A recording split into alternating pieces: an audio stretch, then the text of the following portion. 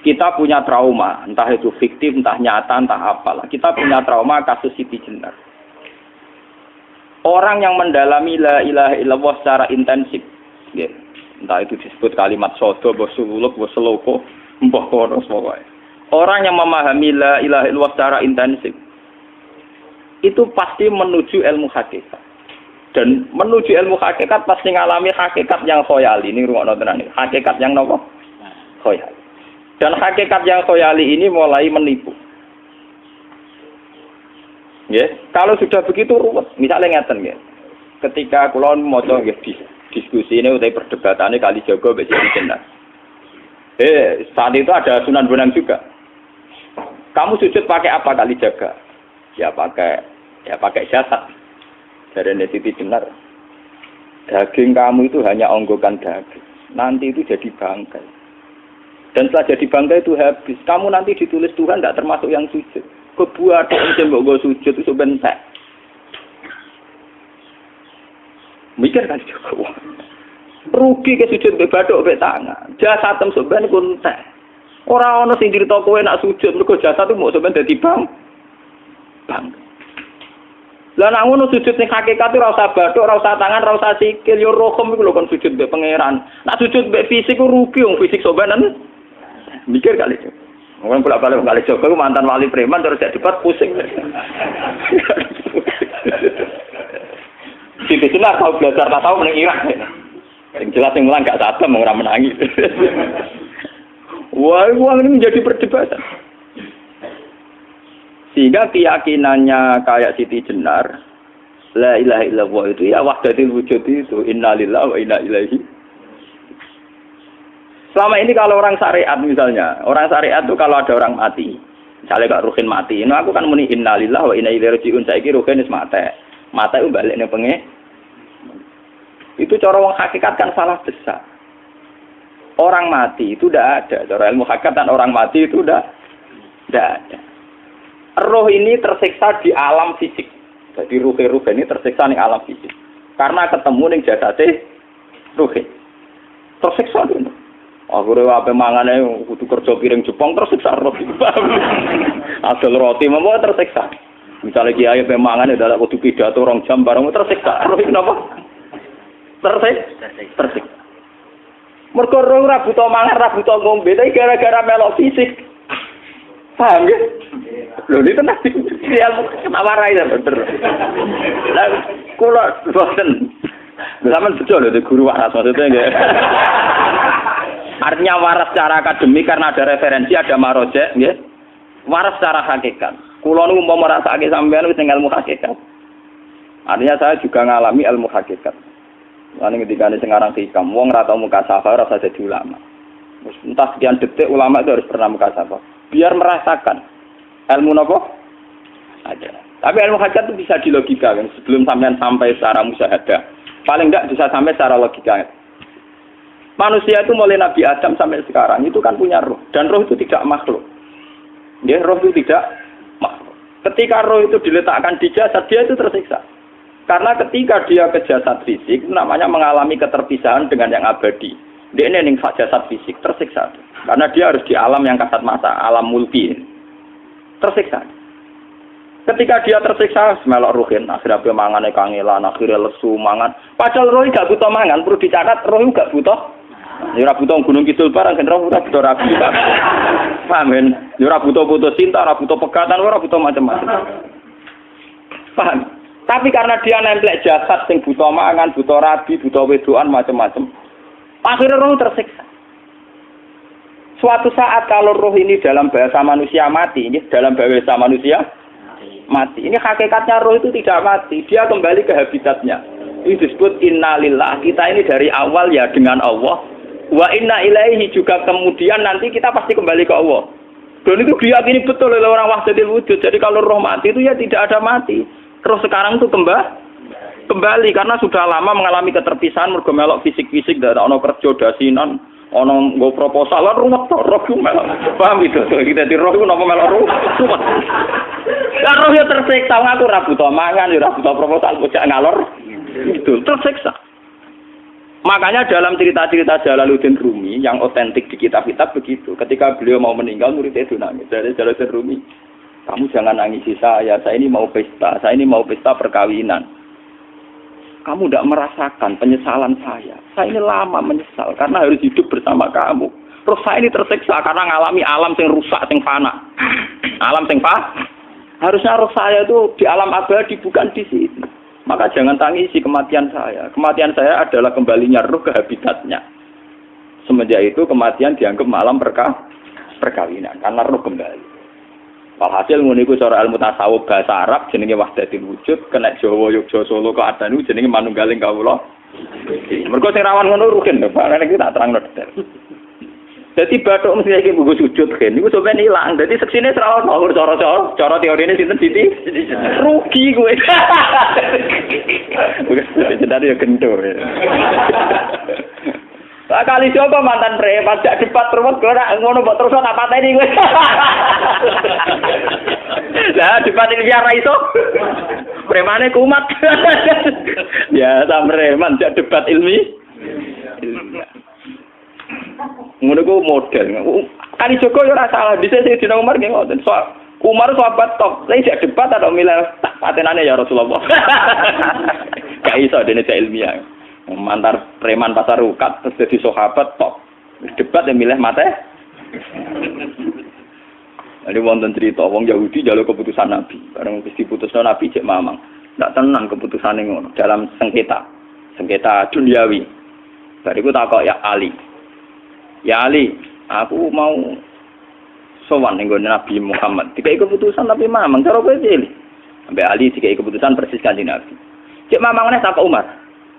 Takok Umar aku mau sing Muhammad, ning Ali dikai keputusan kok mamang, Mar. Cara kowe piye? Urusan dunya. Enteni iki. Entah dia melepuh buat apa? Uang diputus Nabi ora marah. Buat mati. Gawe. Mereka mantan apa? Cara mantan intelektual atau intelektual kan ya wajar wong Yahudi kok percaya Nabi. Ya, kan bareng cara Ali ya sederhana. Gak percaya wis kandhani. Ora mesti cara Ali kan. Lah ora bapatene. Ya wajar wong Yahudi kok percaya Nabi, nek percaya ora situ Yahudi Muslim. Lah Ali situ Gus Dur. Lah Gus Dur ra beda piye tenang. Ali nyen ngoten watake ngoten. Nasibe padha. Ali itu ilmuwan yang jadi presiden gak sukses. Yang niru Gus Dur. Mergo ning dinggo nek wong pinter mimpin ra sukses. Wong pinter gampang maklumi. Lah misalnya kita dadi kiai wong pinter. Kayak santri ini pacaran. Maksud itu jangan langsung cawe itu.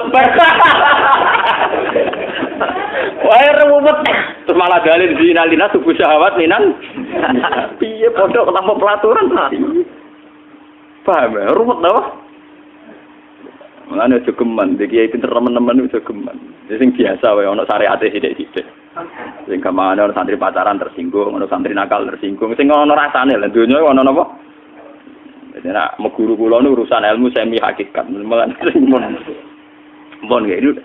Sehingga kayak Siti Jenar, cara pandang Siti Jenar tuh masuk betul ning gone pemikiran para santrinya. Kados Ki Ageng Pengging, siapa masuk betul karena masuk akal. Cara mereka napa? Betapa tidak ada artinya fisik ini. Nah, kalau semua fisik ini tidak ada artinya, kemudian yang ada artinya itu roh, perjalanan apa? Perjalanan roh, sehingga diartikan inna lillah wa inna ilaihi raji'un. Inna sholati wa nusuki wa mahyaya wa mamati ku lillah. Lah kemudian sekarang sampean tak tanya misalnya, ini latihan ilmu hakikat. Wa mahyaya lan penguripan ingsun. Kalau ingsun itu artinya fisik atau jasad, itu keliru besar karena jasad tidak pernah hidup. Yang hidup itu roh. Paham ya? Sekarang artinya wama mati itu apa? Kematian ingsun. Kalau roh itu tidak pernah mati, berarti kematian roh adalah keterpisahan dengan yang agung atau yang abadi. Dan semuanya itu lillahi rabbil alamin. Sehingga mereka mengatakan kematian itu satu pesta. Mulane kados Bilal ditakoki, ya Bilal, ketika murid-muridnya nangis bergape mati, Bilal ge seneng ae. Godan nalqal akhibah Muhammad dan wa hisbah. Lah nak mati malah seneng tuh ketemu kekasihku. Sebab itu kematian tidak pernah jadi problem bagi mereka sing soleh, sing menembus ilmu hakikat. Paham? Tapi ilmu hakikat kayak ini itu yang diyakini Siti Jenar, diyakini Jalaluddin Rumi, diyakini para wali-wali wahdatul wujud. Dulu Syekh Husain Sinten Al-Halal. Itu kemudian melahirkan prahara syariat. Prahara apa? Syariat. Sebab itu Wali Songo, oke Siti Jenar benar dalam filosofinya, tapi harus dibunuh. Karena menjadi prahara syariat. Sama dengan yang dikatakan Nabi itu benar, tapi menjadi prahara syariat. Akhirnya disomasi oleh Umar radhiyallahu anhu. Jadi sebetulnya sama, pola-pola ceritanya sama. Intinya sebuah ilmu hakikat harus dikawal napa? Syariat. Nggih kula bolak-balik, contoh paling gampang wit pisang. Wong nak mangan gedang kulitnya tetap dibuat. Tapi umpama gedang dari awal ora usah kulit, ra sido dadi gedang. Paham nggih? Meskipun kon ape dipangan ya dibuat. Tapi kita tidak bisa membayangkan pisang dari awal tanpa napa? Mbah kekeringan, mbah bosok, mbah ra sido dadi napa? Pisang. Terus pentingnya syariat lagi begini, gitu. Mulane penting ngaji wali-wali syariat sing pinter kados Sunan Kudus, kados Sunan Bonang. Andai kan tidak ada syariat itu dunia pun mesti rusak. Contoh paling gampang masalah pornografi, porno aksi. Jadi jenengan aja omongi ngono ibu ngakak-ngakak deh. Dari pangeran wis pirsa, kowe nek aku klambi pangeran ora ora tentu ora ya ora usah klambenan. Wong ora ana gunane. Kalau yang paling penting itu nazarullah, kenapa kowe klambenan barang, wong kowe klambenan ora pangeran tetep pirsa. Nyatane si jenar nak mulang nggih coba klambenan lah intine napa? Dinya ada nabi Sunan Bonang. Nah, aku percaya kabeh nazarullah, ora usah napa? Klambenan. Tetapi teori ora usah klambenan iki dinggo tenan. Mulane nek pas wiridan aliran sesat, ciri utama. Kira klambenan tenan. Lah ruwet to. Lho iki tenan iki cerita. Iki pentingnya ngaji nggih. Ben sampean ngerti variasi riwayat, kemudian kita orang syariat harus kayak apa, kemudian kenapa menjadi aliran wahdatil wujud. Lah terus kita ini ya, kita ini kan orang syariat. Memang kelemahan orang syariat itu akeh kok sampean-sampean siji mesti ra kramat. Modele ora di duwe bingung, ruwet. Urip wong syariat lho apa? Dineng bojo wedi, dineng tangga wedi, pengaruhe menurun. Pancen orang syariat itu banyak kriminal tauhidnya itu memang jelas. Mulane kiai-kiai peken nek ketemu kiai-kiai sing setengah jadah wedi mergo iso nebak atine. Ndekne meriang nang ngono. Sing kiai ra tau salat keramat padahal ngambungan wong. Sumudina salat pas waktu kok ora tau keramat.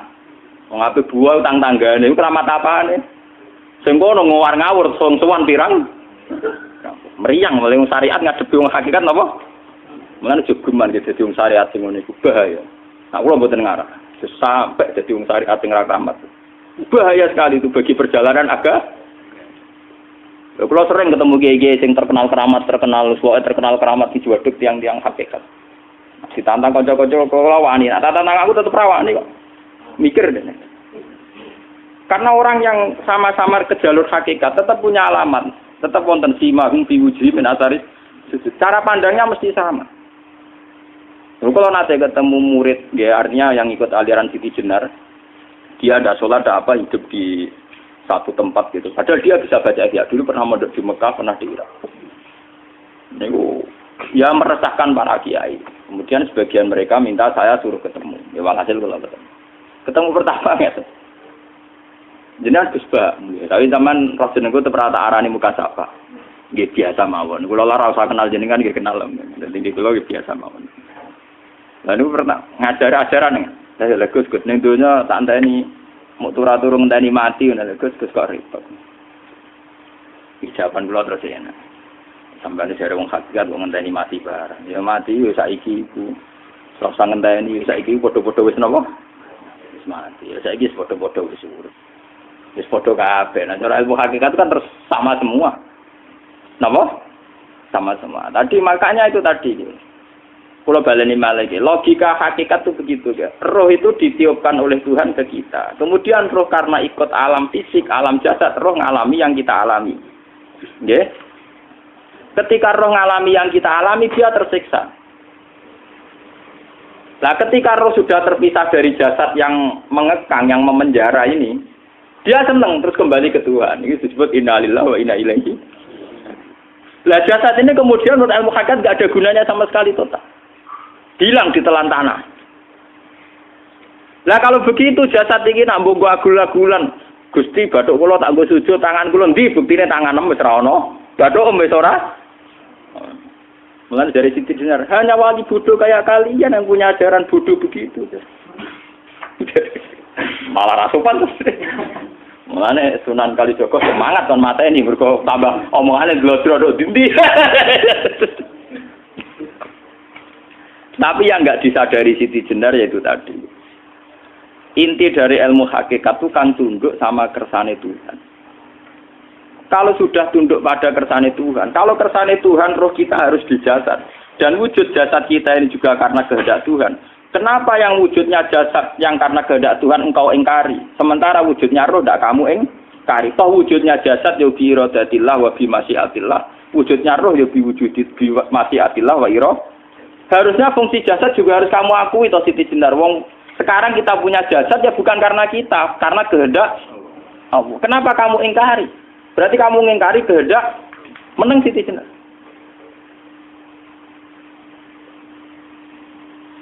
Makanya hakikat yang pertama saya itu pasti khayal. Lah Siti Jenar itu hakikatnya baru yang sampai khayal itu. Jika dia tersesat. Sebetulnya kalau sudah hakikat beneran itu tidak perlu khayal begitu. Artinya tidak perlu khayal. Jasad kita sing senajan ora ana gunane ini. Tetep piye wae wujudnya karena kehendak Allah. Juga kita harus terima. Apapun kekurangannya, apapun kenaifannya, ironisnya harus kita terima. Ini sebagai bentuk penerimaan kita pada masyiatil. Begitu juga keadaan roh kita sebagai penerimaan atas masyiatil. Meskipun ada teori-teori roh yang lebih valid. Lebih valid misalnya begini. Kanjeng Nabi itu suatu saat ininya terputus karena perang Uhud. Itu Kanjeng Nabi dia dolanan drijine ini. Napa cara niki napa jari jemari ini Nabi putus. Iki dolanan. Jadi Nabi sendiri kadang sering ngajarkan ilmu hakikat. Hal lagi illa usbun udmiyat wa fi sabilillahi ma lafitu. Kowe ora trimo fisik, bentuk fisik jari jemari sing ditetir berdarah. Tapi nak kue fisabilillah ayo wis balik ning habitatem. Jika kenapa para sahabat itu ketika dicincang, ketika putus tangannya, putus kakinya, sahabat yang usul ke ilmu hakikat itu malah senang. Karena jasad kita ini kan ila sabilillah menuju jalan Tuhan. Sekali dia sudah terluka fisabilillah itu sudah menemukan formatnya. Cara teori Cina sudah menemukan formasinya. Paham gitu? Ora kok malah ngeluh itu berarti goblok nek ngeluh paham no? Paham kenapa? Jadi, makanya Nabi ngendikan ya itu sudah ketemu formatnya. Ketika rohnya para syuhada nanti kembali ke Tuhan ya ketemu formatnya lagi. Itu disebut wala taqulu lima yuqtalu fi sabilillahi amma. Dia tidak mati sesuai formasi awal, yaitu roh kembali ke Tuhan dan jasad ikut mengawal. Nah itu Nabi kadang ya pakai ilmu hakikat begitu. Mulane kula bolak-balik matur, kula niku mulai umur 20 tahun napa pinten. Kula ngasih nggih gadah penyakit dan ekstrim penyakit saya. Sampai saat ini kula nak ngobatno ndak lebih 50% nggih karena saya tetap berpikir. Misalnya cara syariat kan berobat, tapi cara hakikat apa betul keberadaan saya di alam ini penting. Sehingga aku kepengen urip tak bela-belani ngantek entek atusan juta. Jangan-jangan penting mati iku timbang uripku. Lah nak ngono lha apa tak bela-belani entek atusan juta. Jadi misalnya kita berobat ya mau ya dari Nabi kan berobat ya berobat. Pokoknya kita Islam masih mau gerutu kadang orang paham. Sekali kamu mengamati dengan sisi hakikat. Coba sekarang sampean pikir, coba sekarang nggak pakai logika hakikat, pakai logika syariat saja. Saya ini misalnya asetnya 10 juta, misalnya, saya punya aset 10 juta. Tapi misalnya aku rugi nawan atau dipengaruhi di masa depan soalnya. Kalau kulo kan soalnya cara teori di masa misalnya kulo ruhin, artinya kere di duit 10 juta aset. Tujuan saya sembuh kan supaya aku iso sembuh sehat, engkau iso kerja untuk anak. Tapi karena saya sakit nanti operasi tidak 10 juta. Operasi tidak 10 juta. Wong aku repair mesti iso marisi anak. Apa meneh nak duit 10 juta tak ada gue berobat malah jelas ra iso marisi. Lah nak ngono penting matiku ya dibagi 10 juta. Karwan iso diwaris langsung. Sementara anak aku mari dibiayai 10 juta, rong mesti mari 10 juta mesti entek. Artinya tidak ada jaminan kalau berobat itu secara visi ke depan lebih baik. Soalnya malah ngentekno donya nggak jelas akibat positifnya. Misalnya tetap lumpuh teori loh. Bapak artinya apa? Teori hakikat tetap lebih benar bahwa hidup itu tidak ada artinya. Semua itu tidak ada artinya. Berobat apa enggak berobat semuanya tidak ada artinya. Teori loh gini. Sehingga kalau kita tengah-tengah aja tengah-tengah. Kasus kula misalnya loro nggih berobat. Gusti separuh kula nglakoni syariat, tapi sebagai kula ulama fikih iki separuh kula lakoni napa? Jadi kula tetep mboten ngarah obat 100%. Tapi orang ngarah berobat wong kula tiyang napa? Syariat. Tapi memang faktanya itu begitu. Cara Kanjeng Nabi kadang Kanjeng Nabi berobat. Kadang Kanjeng Nabi wis nikine tercincang dige guyonan. Wa laki illa usbuun udwiyat. Kowe ora mau driji sing gak melok-melok. Nah, bukti bahwa jasad itu begitu tidak penting. Kayak Sayyid Hamzah. Mula Sayyid Hamzah nganggep wahyu bentone ra karuan. Kalau teori Siti Jenar itu benar, teori Jalaluddin Rumi benar teorinya lho, ora kok ra salate lho nggih, maksud kok nang anut ra salate. Benar cara analisis roh. Ketika Sayyid Hamzah dinyatakan mati oleh manusia, oleh hukum manusia dinyatakan mati karena dia sudah tidak bergerak. Dalam teori hakikat kan rohnya Sayyid Hamzah sudah fi khawasili tuyurin khudrin. Rohnya sudah diambil Tuhan, tidak mati. Paham ya?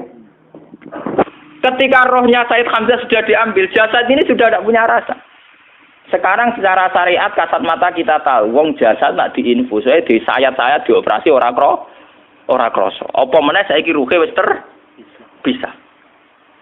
Lah ya jasad itu cek gampange, dioperasi dibius saja terus tidak kerasa. Apalagi rohnya sudah diambil. Lah saiki bayangkan, ketika Sayyid Hamzah itu sudah di atas, niku kira-kira delok wahsi ra wong bentuk. Lho wong kok baca igabus. Ketika jasad benar-benar tidak penting, kemudian jasadnya Sayyid Hamzah kan dicincang oleh wahsi. Ketika rohnya sudah diambil kan Hamzah tidak merasakan. Berarti Sayyid Hamzah guyu-guyu wahsi. Wahsi cek bentuk nih gabus dicincang. Paham ya? Lho niki tenan. Artinya ketika pandangan manusia iba kepada Sayyid Hamzah karena dicincang, dimutilasi oleh wahsi. Wahsi tidak mengalami sinten, Sayyid Hamzah tidak mengalami apa-apa karena rohnya sudah bersama Tuhan. Dan iso wae Sayyid Hamzah malah guyu-guyu wahsi. Cek goblok gabus kok dicincang. Lah nak ngono rak mirip, makanya dalam hal ini itu dalam teori roh itu sebetulnya Siti Jenar tidak sesat dalam teori roh. Tapi jangan katakan itu penemuannya Siti Jenar. Siti Jenar itu terlambat. Sebelum itu ada Husain Al-Khallas, sebelum itu ada Jalaluddin Rumi, sebelum itu juga ada sahabat, ada nabi. Cuma cara aplikasinya Siti Jenar melenceng. Jadi jangan katakan kok tak kampus-kampus, itu pendapat Siti Jenar itu malah goblok meneng. Siti Jenar itu sanut, paham nggih maksud apa? Wis anut. Nah, teori yang sama terjadi pada Yesus Kristus. Ketika Yesus misalnya secara lahir dicincang, dimutilasi, diapakan oleh orang Yahudi. Sebetulnya rohnya dia sudah bersama Tuhan, kembali ke Tuhan Bapa, nah cara Kristen. Nah cara Islam ya balik ning pangeran. Andaikan itu iya, itu ya tidak ada masalah karena hakikatnya dia tidak dicincang, tidak dibunuh. Andaikan iya, tentu menurut Islam yang dibunuh Yudas atau siapa itu yang masuk bialau. Tapi sama sebetulnya teorinya sama. Kalaupun iya tidak ada masalah. Oke, kalau misalnya Nabi Isa karena ada kontroversi menyangkut dia atau Yudas. Sekarang yang Zakaria dan ya Zakaria Yahya itu dicincang betul oleh orang Yahudi, matinya dimutilasi. Tapi dia tidak apa-apa. Karena ketika beliau dicincang, rohnya sudah diambil. Ini rumah tenan kan. Ben kira untuk kendel mati paham kan ya. Dadi maksudnya niku kula ajari nak mati itu tidak problem ya. Niki kalau urip mesti lho. Nah ini bersamaan paham ya. Kaitan la ilaha illallah ini nanti semuanya sama kaitan sama apa? La ilaha illallah. Ini nanti ujungnya sama dengan la ilaha illallah. Begitu juga seterusnya. Misalnya Yahya kalian sinten? Zakaria. Ketika Tuhan ditanya, jadi tenggene alam malakut pangeran ditakok, ya Allah, Yahya dan Zakaria itu kan hamba pilihan engkau. Ketika dicincang kok jenengan biarkan. Endi Yahya Zakaria dicincang? Aku iku ora goblok dari pangeran.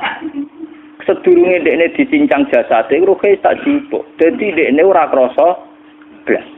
Begitu juga ning tafsir-tafsir sampean lihat wa Maryama. Sayyidah Maryam yang istrinya Fir'aun. Itu kan dia iman sama Nabi Musa. Asiyah, ya. Asiyah imro'ati napa? Fir'aun. Asiyah imro'ati Fir'aun, ya. Itu kan dihukum oleh Fir'aun. Ketika mau ditumpahi napa? Batu besar. Iku Allah ketika di pangeran, ya malaikat mauti, cepat ambil rohnya sebelum dihunjami batu besar. Terus rohnya diambil. Sebab itu dalam hukum Tuhan, Tuhan itu tidak merasa bahwa Tuhan membiarkan Asiyah, membiarkan Hamzah, membiarkan Yahya, membiarkan Zakaria. Dalam hukum Tuhan, semua orang ini roh-roh terhormat. Akhirnya nak anggo teori iki sing nyincang malah goblok, wong gabus goblok cincang ngono dadi. Nak anggo teori iki malah berbalik, sing goblok sing nyincang. Paham? Yo ora kok sesuai sampean kiaskan saja. Wong dibius wae disayat-sayat gak krasa. Kaya apa nak ruhe bener-bener wis tercabut terpisah. Rasane ning ndi? Iku sing disebut wala taqulu limayuk talu fi sabilillah napa? Lah kemudian roh ini kemana? Nah, roh itu sudah menyatu dengan kalimat tauhid. Mesti roh itu bersaksi la ilaha illallah. Itu sing disebut ning alam roh ketika Allah tanya alastu bi rabbikum mesti qalu bala. Mesti mereka jawabnya apa? Bala. Karena alam roh tentu lebih mudah bersaksi akan keberhadiran dan keeksistensi Tuhan Allah Subhanahu wa taala. Paham ya, ini zaman penting. Nah, ketika kalimat tauhid sudah menyatu kayak begini, itu mesti kalimat tauhid sing mesti langsung untuk swarga. Itu dimaksud Nabi mustaiqinan biha qalbu mukhlishon biha qalbu. Ati itu qalbu kan nggak bisa kamu artikan jantung atau liver kayak teori modern sekarang. Misalnya qalbun itu apa? Dari kiai qalbun itu jantung. Nah, ngono beda mek liver. Lah liver apa kabidun niku akal-akalan aja padha ora paham. Bahasa kolbun, fikrun, aklun itu sesuatu yang misteri. Roh ini kemudian dengan kalimat tauhid sudah menyatu disebut mukhlishon biha kolbu. Ada tingkat kemurnian hubungan roh dengan kalimat tauhid. Lah kalau begitu pasti dakhalal jannah. Karena tidak mungkin kalimat tauhid kok di neraka. Lah ini ngomong masalah-masalah hakikat. Wong sing gak tahu petualangan hakikat, momene sing sering bingung bakas dhuwit, bayar kredit, utang jatuh tempo, ora usah melok mikir, utek wis entek go mikir dhuwit.